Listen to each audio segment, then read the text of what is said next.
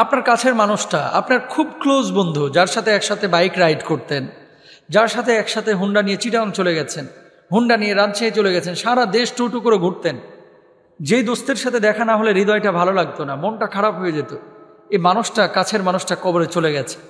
ভেবেছেন কত বছর তার কবরটায় আপনি যান নাই, কতদিন তার জন্য আপনি দোয়া করেন নাই।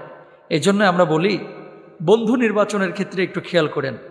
শুধুমাত্র টাকা দেখে বন্ধুত্ব করেন না, চেহারাটা দেখে বন্ধুত্ব করেন না, সূরত দেখে বন্ধুত্ব করেন না, বরং বন্ধুত্ব করবেন কি দেখে? দিন দেখে।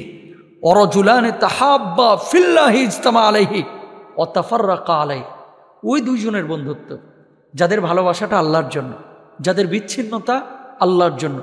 বিশ্বাস করেন, এরকম কোনো বন্ধু যদি পৃথিবীর বুকে আপনারা পান, আপনি মারা যাওয়ার পরে এই বন্ধু আপনার জন্য নামাজের পরে কাঁদবে, আপনি মারা যাওয়ার পরে এই বন্ধু আপনার জন্য তাহাজ্জুদ পড়বে, আপনি মারা যাওয়ার পরে এই বন্ধু আপনার জন্য আল্লাহর কাছে বলবে, আল্লাহ আমার প্রিয় মানুষটাকে তুমি জান্নাতে ভালো রেখো, আল্লাহ তার গুনাহগুলো তুমি মাফ করে দিও, আল্লাহ সে তো বুঝে নাই, অনেক পাপ করেছে, আল্লাহ আমি গুনাহগার, আমিও পাপ করেছি, আল্লাহ আমাদেরকে মাফ করে দাও।